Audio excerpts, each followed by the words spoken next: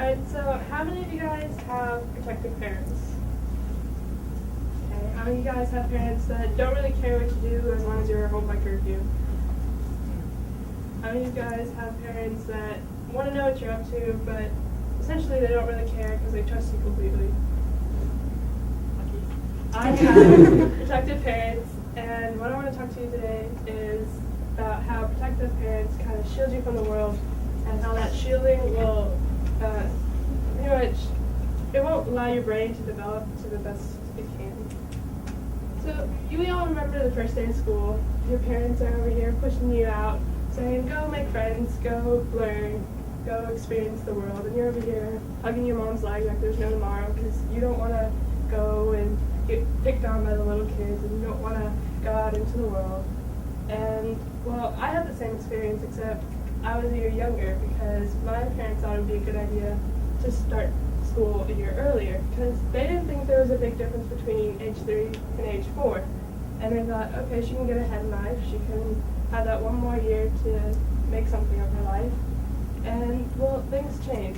Now we're teenagers, and my parents think that the difference between 13 and 14 is pretty significant. The difference between 15 and 16, well, very different. They don't think I can do the things that people in my grade are doing because I'm a year younger. Well, these difference of opinions have started many arguments with my parents. In fact, there was one this morning with my dad, and I was like, wow, this is perfect. I'm warming up for my TED Talk. The difference of opinions is based on parents wanting to shield us from the world and us wanting to go experience the world. Parents want to make our decisions for us. They want to make sure we don't get in trouble, don't make our mistakes, and we want to go out, experience the world, and make our own mistakes, learn from our mistakes. They don't think we can make the right choices. They don't think we're mature enough, we don't have enough experience, or we don't know how to make the right choices. This all pretty much happens here. Our brain matures in different stages, different parts of your brain matures at different times.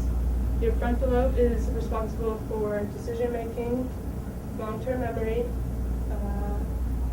your social cues, how you act in different situations, and most believe that it doesn't develop until age 22, and it is still not known whether experience can help this development occur quicker. And my parents don't believe it does. They believe that even if I have all this experience, my brain is still that of a 15-year-old. And I always say that my brain is that of a 16-year-old because I grew up with 16-year-olds. I do the things of 16-year-olds. I take the classes of 16-year-olds. I should be able to do the social things of a 16-year-old. So let's consider muscle building. Someone who lifts weights every day is going to be stronger. Someone who hasn't lifted weights a day in their life or worked out a day in their life. Why shouldn't that be the same with someone who experiences something every day? They grow from that experience, but someone who's locked up at home is not experiencing things, and their brain isn't developing as well. We do brain teasers, we do Rubik's Cube, I don't know what many of y'all can think of, I haven't. And all these things that help us think quicker, make better decisions faster. Same thing with experience. You have more experience, you can make better decisions faster.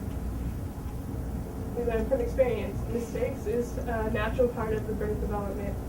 We're supposed to make mistakes and we're supposed to learn from these mistakes. But if we make mistakes by making not wrong decisions, but our own choices and learning from them and learning what went wrong.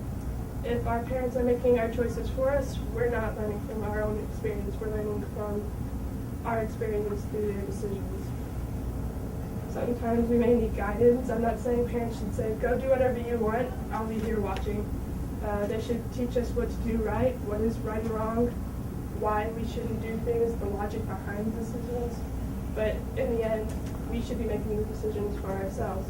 They shouldn't be, at parties saying, don't drink that cup of beer. In the end, we have to be the ones at the party saying, no, I don't want the beer because I know it's not right. So basically, I'm saying we need to, parents and adults in general, need to pop that protective bubble around children so that they can experience more of the world and their brain can develop faster, better, and stronger.